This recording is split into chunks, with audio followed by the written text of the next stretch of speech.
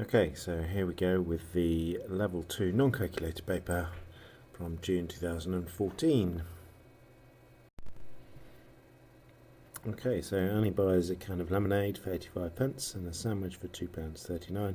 How much did she spend altogether? So we need to add these two together and we need to make sure they're in the same unit. So £2.39 added together, and it's no pounds and 85 pence.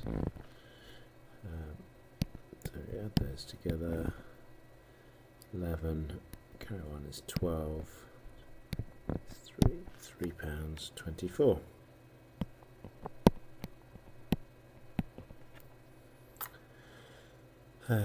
Boris buys a t-shirt for £16.49. How much change should he receive from a £50 note? So £50, and we want to take away £16.49. So if we're going to do it with this by a written method, we need to line up all the columns. 9 from 0 can't do, so we've got to go to the 4, borrow 1, 9, carry 1, make that 9, carry 1, and then we should be able to do them all. 10 take away 9 is 1, 9 take away 4 is 5, 9 take away 6 is 3, and 4 take away 1 is 3. £33.51. Now you might be able to do that in your head, but there we go. And you can check it with an addition sum if you've done it in your head. Okay, salmon is priced at 96 pence per 100 grams. What is the cost of 600 grams? So I'm going to keep this in pence to begin with, so I prefer multiplying in pence. In whole numbers, 6 times 6 is 36, 6 times 9 is 54, 55, 56, 57. Remembering that's pence, so this is £5.76. And then 5 identical copies of Mathematical Mysteries cost £18.75. What is the cost of one mathematical? So we've got 5 lots of. We want to find 1, so we've got to divide it by 5. 18.75 divided by 5. I'll call this a bus stop method. 5's into 1 don't go. 5's into 18 go 3. Keep the decimal point. Remainder 3. 5's into 37 go 7. Remainder 2. 5's into 25 go 5. £3.75.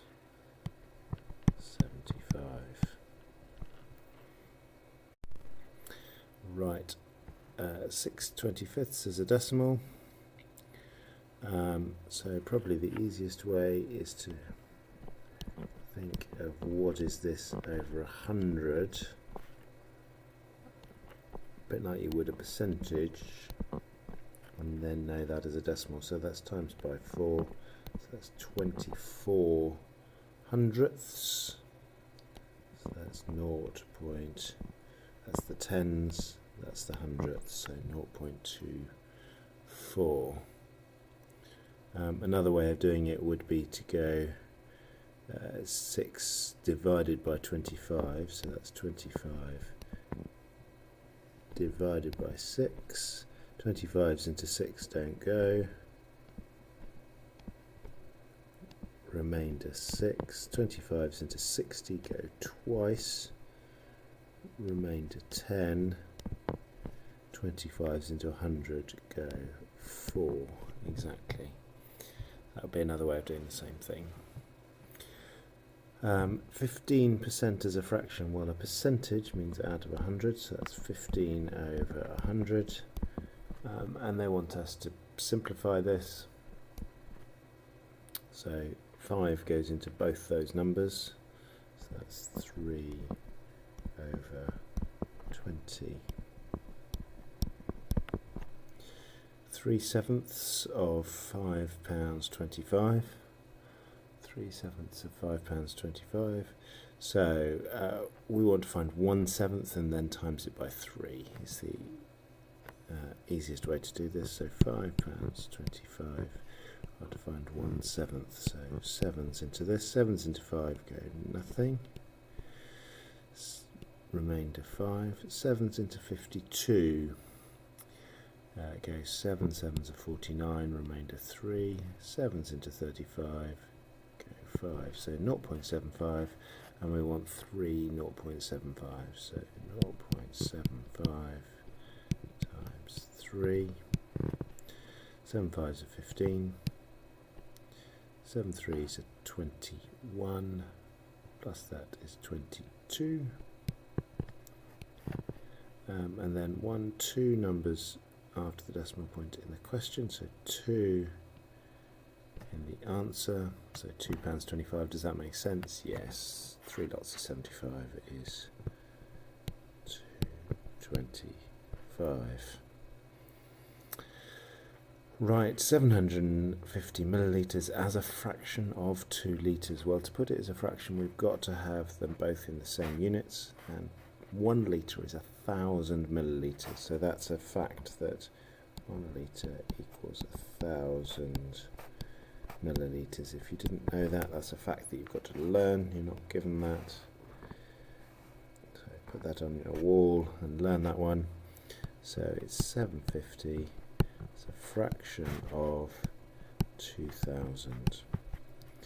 And then we cancel this down. So both divide by 10. That's easy. Then divide by 5. That's a bit more difficult, but I reckon 5's into 75. Okay, maybe I do it over here just to double check. 5's into 75 go once, go 15 times. 5's into 200 or 5's into 20 go 4. So I make that 40. And then 5's into that again. So that's 3. That's 8. So we've got 3/8 there. Notice you've got to get to the simplest form to get both marks. Temperature at noon in Alaska is 2.4 degrees Celsius. At midnight the temperature has dropped to minus 8.8. By how many degrees has the temperature dropped? Well, I'm not sure about this. Draw yourself a little number line. We've got 0 there. We've got 2.4. It's gone to minus 8.8. So it's dropped by that much and that much. So it's dropped by 2.4 plus 8.8. We could say minus 8.8, but plus 8.8. 12, 10, and 1 is 11. 11.2 degrees. For the spring season, Pop Shop spends £1 million buying jackets that cost £49 each. Approximately how many jackets does Pop Shop buy? So approximately £49.99 is 50. So 49.99 is approximately £50. So how many 50s go into a million? Well, we could write this out as a division sum if we really wanted to.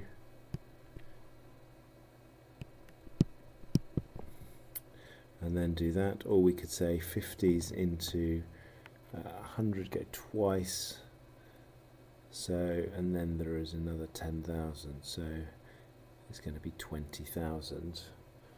Or we could keep going with this. 50s into 1 don't go, 50s into 10 don't go, 50s into 100 go twice. 0. 50s into 0 go 0, 0, 0.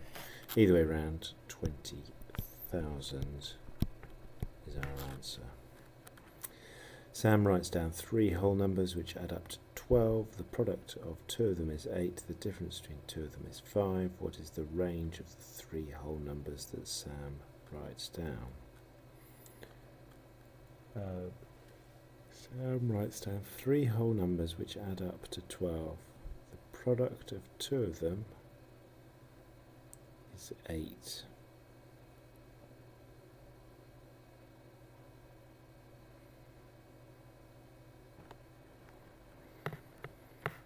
The product of two of them is 8. Three whole numbers. So he could write down 1, 8, and then that'd be 9. So the other one would be 3. Or he could write down the product of two of them is 8. 2 and 4. They're the only two ways really. And if he has 2 and 4. Then the other one must be 6 to make it add up to 12. The difference between two of them is 5. Well, this one has a difference of 5. These ones don't have a difference of 5. So it must be this one. What is the range of the three whole numbers? Well, the highest is 8 and the lowest is 1, so the range is 7.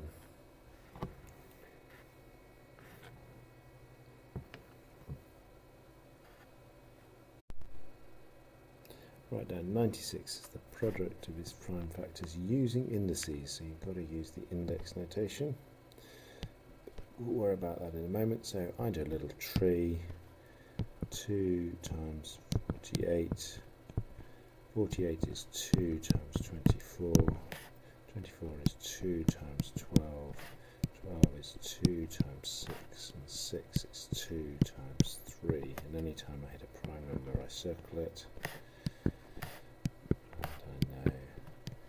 Then so I've got 2 times 2 times 2 times 2 times 2, which is 2 to the power 5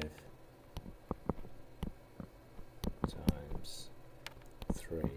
I will show you the other method over here. 96 divided by 2 is 48, divided by 2 is 24, divided by 2, and you keep going with the smallest number you can. Divided by 2 is 3. 1, and you stop when you get to 1, so 2 times 2 times 2 times 2 times 2 times 3 is 2 to the 5 times 3. Given that 180 is 2 to the 2 times 3 squared times 5, what's the largest factor of both 96? So we look for the largest number of 2's, so that's 2 to the 2. The largest number of 3's, that's 1. The largest number of 5's, that's nothing. So there are 2 2's in common, 1 3 and 1 5. So the largest is 2 to the 2, which is 4 times 3, which is 12. Calculate 8 minus 24 divided by 2 plus 6. So a little ambiguous. But BidMath says that you do the division and multiplication first. Basically, if you're in doubt, do division and multiplication first, and then work left to right. So we've got 8 minus division 24 divided by 2 is 12 plus 6, and then we work left to right. So 8 minus 12 is minus 4. 6 is 2. Write down a number in each box to complete the following sequence. 16, 4, 16, 8, 4. What's happening? It's minusing 8, then minusing 4.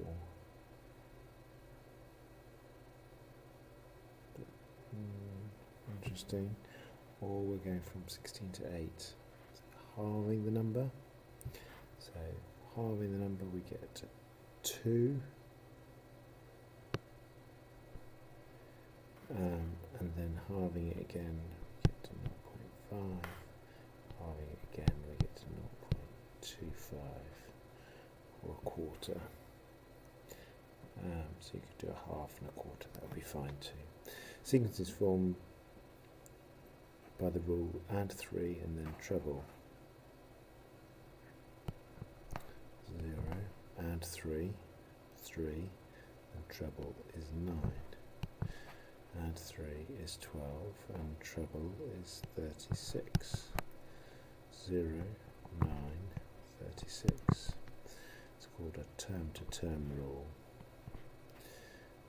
Okay, just tells you how to get the next one. Okay, on Saturday, 2 mice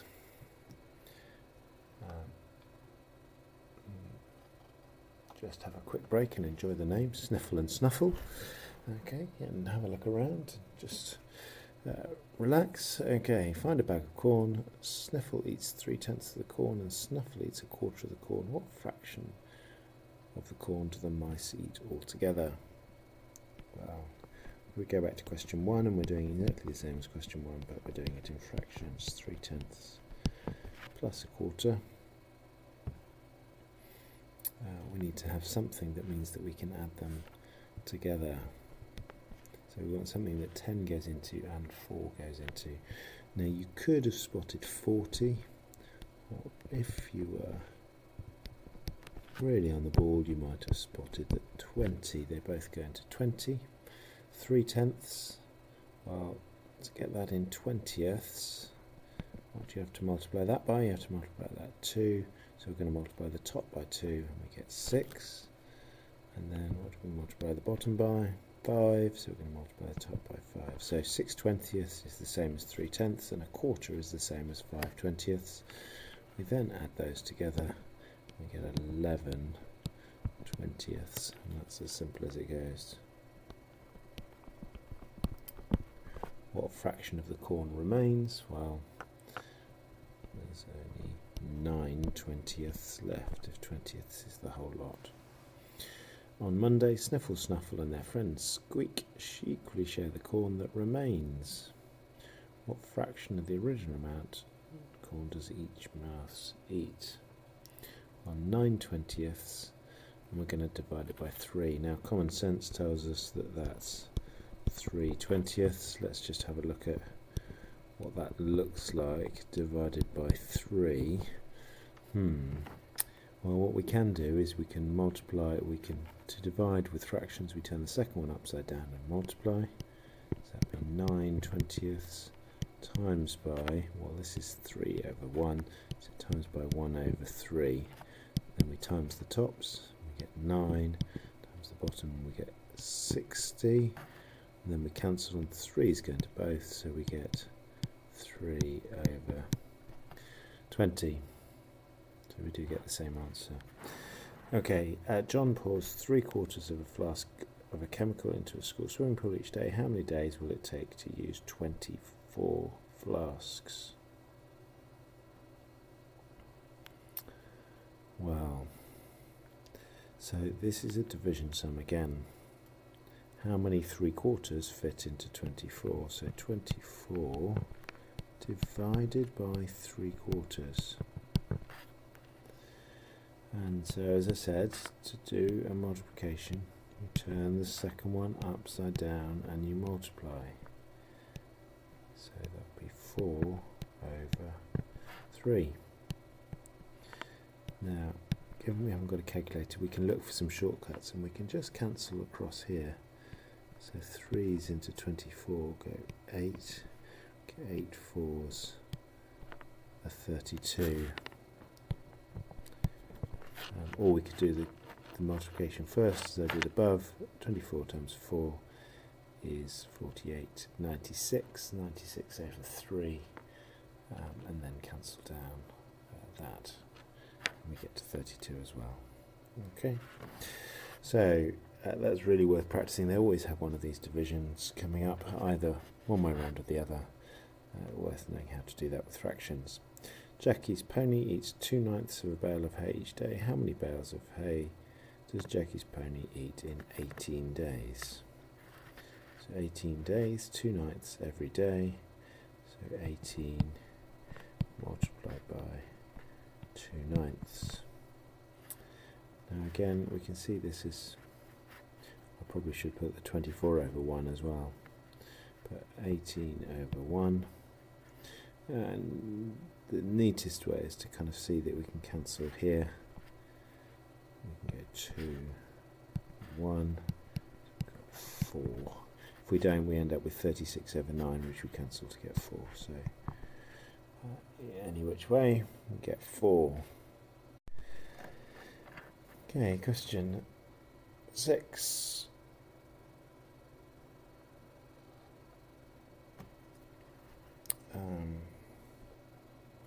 Pirate treasure sells boxes of chocolate coins. The coins are covered in gold or silver paper in the ratio 3 to 5. So gold, silver, 3 to 5. In the Jolly Roger box, 15 coins are covered in silver. So we add that to the silver column. 15. How many covers? So we look for them. The factor we need to multiply it up. So we're going to be times by 3, times by 3. So this is going to be 9. There are 48 coins in the Henry Morgan box. So gold, silver, still 3 to 5. But we're now wanting a total. So the total is 8. 48 coins altogether. So now we look for the factor to multiply up. And that's we multiply by 48 divided by 8. Or we see that we can 6 8s are 48. So how many silver coins? By 6 is 30. Times that one by 6, we get 18. So we can see that that adds up to 48. They want how many silver coins? So it's 30. In the Bluebeard box, there are 16 more silver coins than gold-covered coins. How many are there in the Bluebeard box? Interesting. Gold, silver, and here we can have a kind of difference column because we're wanting one more, how many more than the other, so the difference is 2. There are 16 more coins, so the difference is times 8. How many coins are there altogether? And also we need a total column as well. Total column is 8, so we're going to times by 8. 8 8s are 64. And times by 8, just to check that this works. 8 8s are 40. Times by 8 is 24. So the difference is 16. And yes, they do add up to 64. There we go. There's a neat way of doing that. I'm sure there are trial and error ways of doing that, and you can work that out in different ways. But there's probably the neatest way that I could come up with. So, on to a bit of algebra. 5x minus 3y minus another y plus 2x. So how many x's have we got? Well, we've got 5x, and it's this plus that counts. So we've got plus 2x is 7x. Always get in the habit of doing a forwards backwards C for your x's. Minus 3y minus another y is minus 4y. Then this one. So the easiest way to explain this one, I find, is to actually write it all out in full. Now you either do this in your head or you actually can do it. So x cubed is times x is a good reason for having your x's looking different from your time signs. Times x times y times 3 times x times x times y times y times y times y. And when you then do this, you get 4 times 3, because you can do timesing in any order, times, and we've got x times x times x times x. So there are now 5 of them, and there are now 5 y's times y times y times y times y times y. So if you simplify that all together, you get 4 times 3, which is 12, x to the 4, y to the 5, and you don't have to. Oh, have I missed out on x? X times x times x times x. Oh, I missed out on x. Whoops. Times x. So that's x to the 5 times 5. Times y to the 5. Now you can look and you can go, okay, I've got 3 x's there and 2 x's there, so that's going to give me x to the 5. Y, 1y here, 4 y's there, multiply those together, that gives me y to the 5. Okay, and then this one, 6a to the 6 divided by 3. Well, you can see the a's, it's just going to be a times a times a times a. Well, we're going to divide that by 3, that's not going to affect the number of a's, but the 6, we divide by 3 and we get 2a to the 6. Okay, because we're going to divide by 3 at the end, and we can do that in any order, so we'll do the 6 divided by the 3, then leave the 6a's. Factorise, that means take out as much as you possibly can outside a set of brackets, but leave it exactly the same. So I could take 2 outside, but actually there's a bigger number that I can take outside. That's 4, and that will leave me with 4 times what gives 8x, so 4 times 2x. 4 times what gives 12y, well that will be 3y. Multiply the bracket and simplify, so that's going to be 9a minus 2 times b, and then minus 2 times 3a is minus 6a. Okay, so let's keep it there, so then we get 3a's and minus 2b's.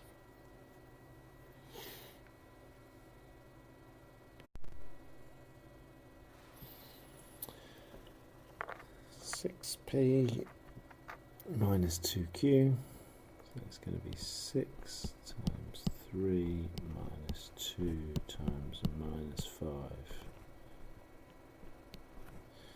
6 times 3 is 18, minus 2 times minus 5 is plus 10, so it's going to give me 28. And one of these questions there will always be a minus times a minus as a positive, so just be looking out for it. Q is minus 5 plus minus 2 squared. That's plus 5, sorry, minus 5 plus minus 2. So it's going to be minus 7.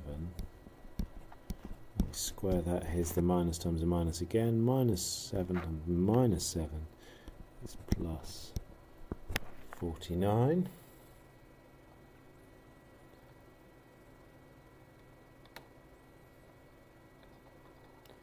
And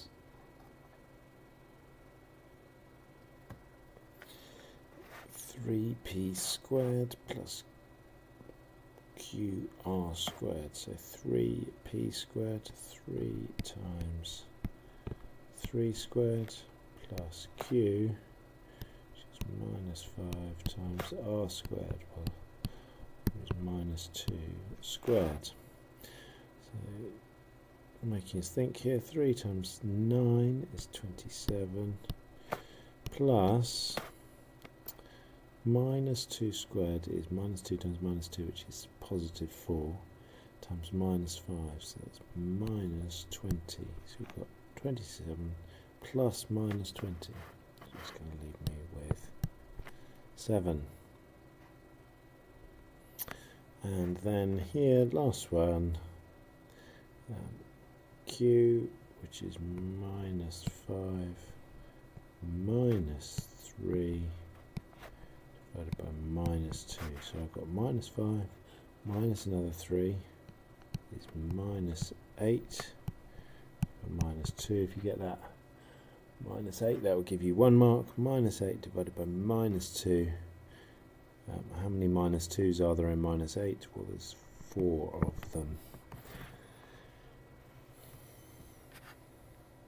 Not minus 4. Okay. angles here. So A. So we've got some parallel lines here. So we've got A. So if we look, we've got some parallel lines there. Sometimes we might call them Z angles. Their proper name is alternate angles. So A is in the other part of that. So that's 58. Alternate angles are equal. Then if A is that, then this bit is also 58 because they're base angles of an isosceles triangle.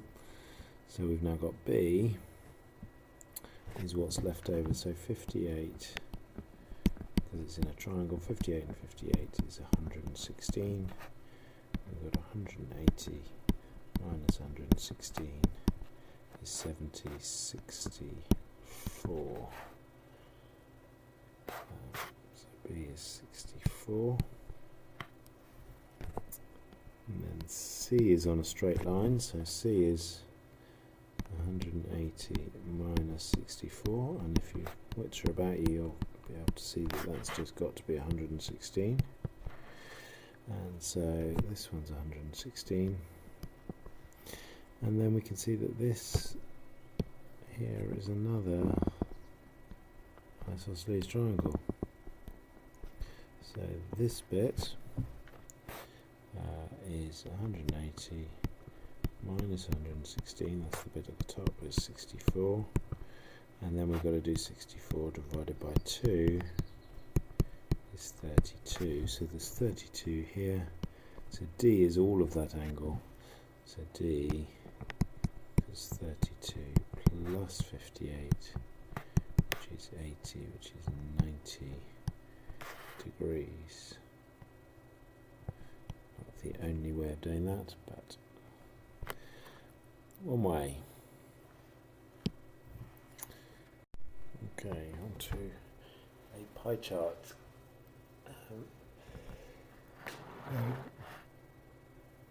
Slightly difficult in terms of measuring to show you that, but I will do what we can.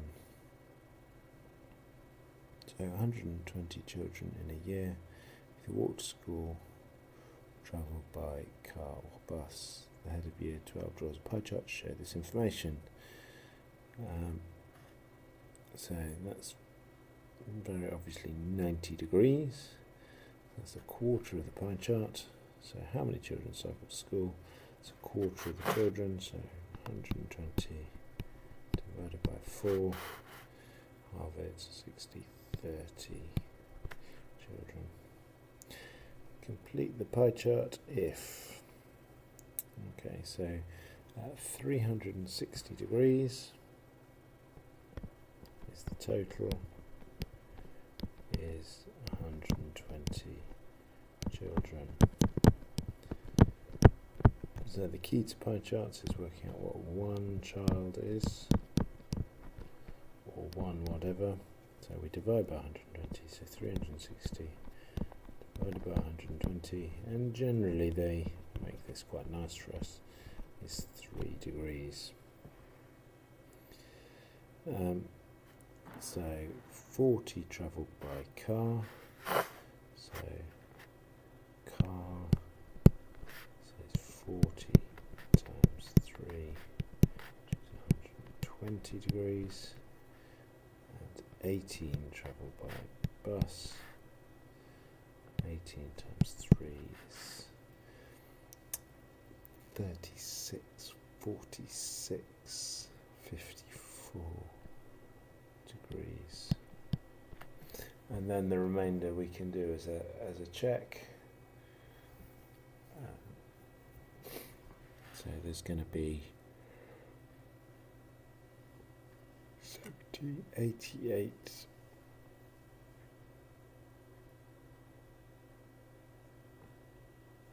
88. So there's 32 remainder. 32 times 3 is going to be 96 degrees.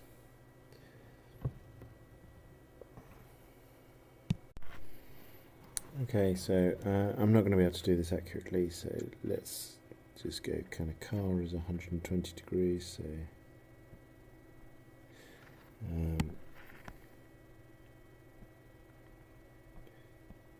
that's right, 128 degrees, car, and then 54 degrees.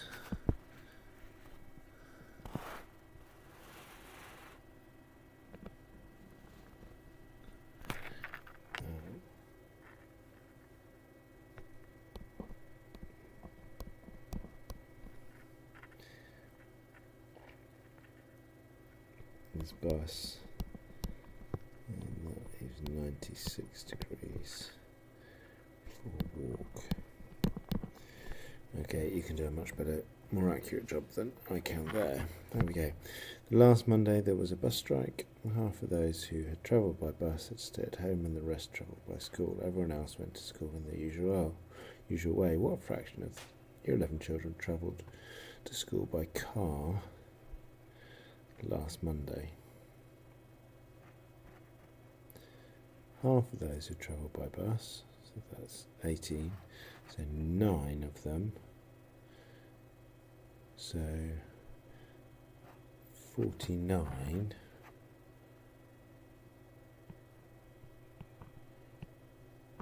travelled by car.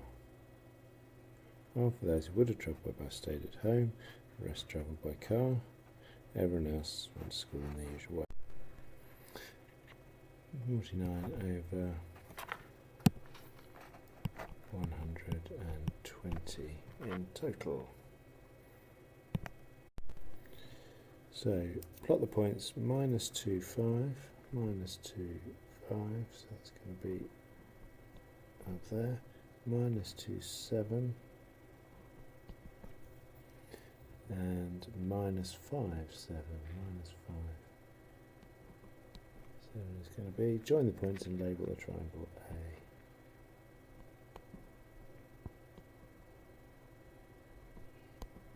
There we go. What is the equation of the line M? So M, so 0, 0, 2, minus 2, 4, minus 4, so that's y. Y doesn't equal x, y equals minus x. So those are two lines worth laying. Y equals x goes that way, where the x coordinate equals the y coordinate, and y equals minus x goes that way, where the x coordinate is minus the y coordinate. Reflect A in the line M and label the image B. So reflecting in a diagonal line.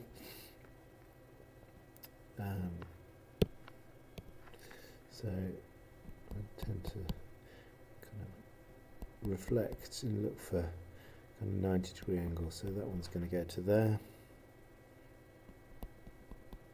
That one's going to go to there. And then this one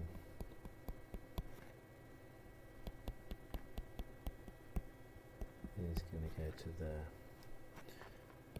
So we've got our triangle there. Label it B.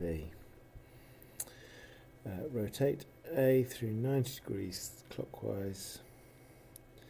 Clockwise, clocks go that way. So 90 degrees clockwise. I'm going to do A. So this point, get a bit of tracing paper, put our point here, 90 degrees clockwise.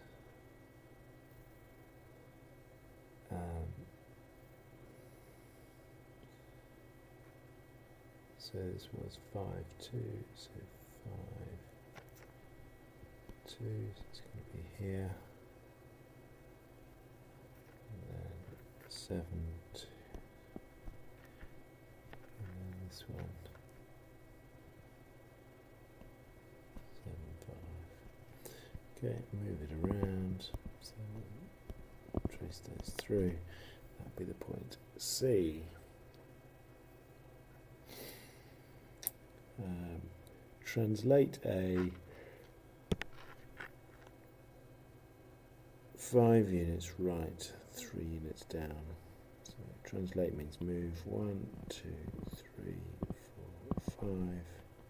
1, 2, 3. So that's that corner. I can just join the rest of them in with that and label it D.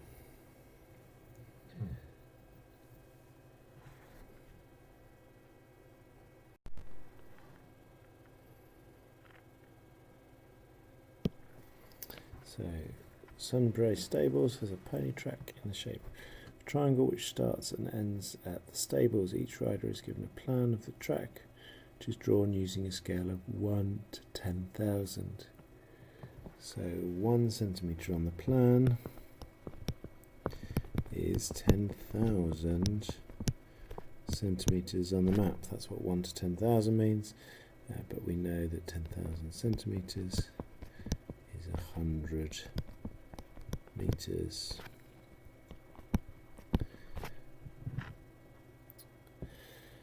Okay. Penny sets off from the stables on a bearing of 120 degrees.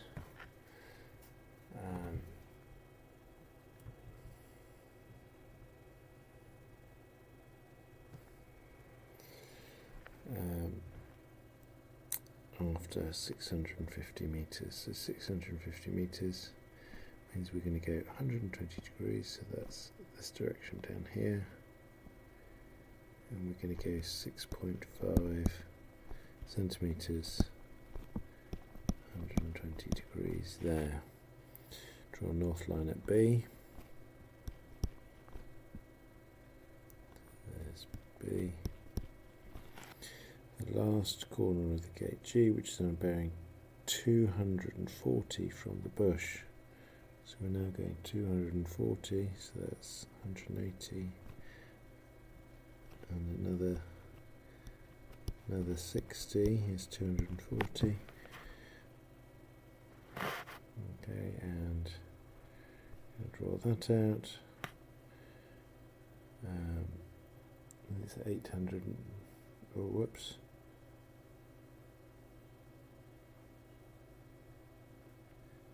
Okay, which is about 200 from the bush and 800 meters from the stable. So it's on this line somewhere, but it's 8 from the stables. So we set our compasses to 8 from the stables, and we draw an 8 centimeter arc from the stables here. So that's 8 centimeters, and where they cross, that's where it's going to be. So that's the position of the gate. What is the total length of one lap of the track in kilometres? So that's going to be 8, that's 6.5. And if we measure it, this one ends up being about 8.9. So that ends up being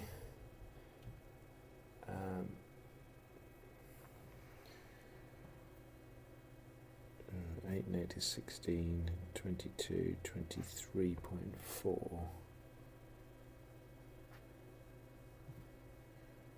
23.4, lots of 100 meters, so that's 2.34 kilometers. But if you've got anywhere from 2.33 to 2.36 kilometers, then you'd get the mark. So this would be 23.4 100 meters. So that's 2340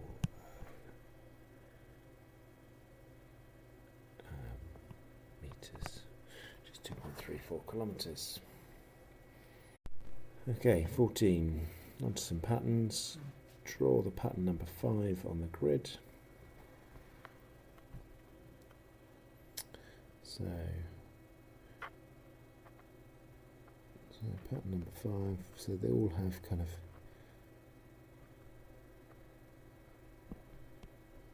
two at the top, and you add this, add this, add this. 1, 2, 3, 4. So I can only guess we add this. So the pattern number, the area is 4, 6, 8, that's 10. The perimeter, so that's interesting. So 1, 2, 1, 2, 3, 4, 5, 6, 7, 8, 9, 10. Let's check this is 14. That's always a good one. Not to 1, 2, 3, 4, 5, 6, 7, 8, 9, 10. Notice I'm drawing the lines. I think that's slightly easier. So the theory would be that this would be 18, but let's just check if it goes out 1, 2, 3, 4, 5, 6, 7, 8, 9, 10, 11, 12, 13, 14, 15, 16, 17, 18. So I can be fairly confident that this one's going to go up in fours as well, 22, but let's 2, 3, 4, 5, 6, 7, 8, 9, 14, 15, 16, 17, 18, 19, 20, 21, 22. There we go. So what is the area of pattern 27? So imagine we're going up here all the way to 27. Well, we need to know what's happening from here to here. So let's look at what the rule is. 1 to 2, 2 to 4, 3 to 6. So I think we can see that that's doubling, or if we can think there would be 27, that's 2 squares. So it's doubling, it would be 54 centimetres squared. How long is the perimeter of pattern 38? Well, we could go all the way up, but it's easier to see that this is going up in fours.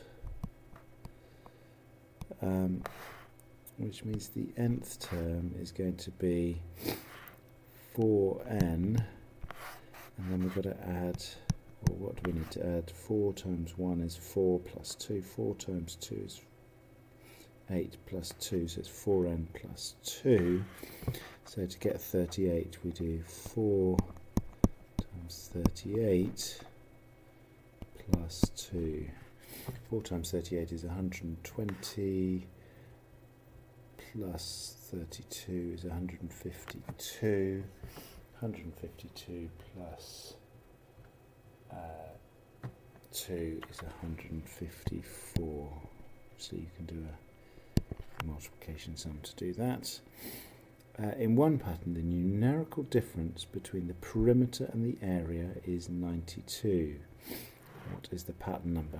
Okay, so let's see if we can get the nth term for the area. Well, the area is, we've said, is 2n.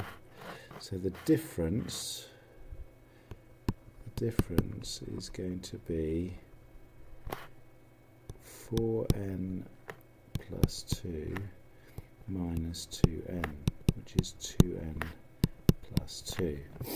And we know that the difference is 92. So 2n plus 2 is 92. So 2n is, let's solve this, is 90. So n is 45. So we minus 2. We divide it by 2. And then it says, what is the pattern number? So the pattern number is the n. So the pattern number equals 45.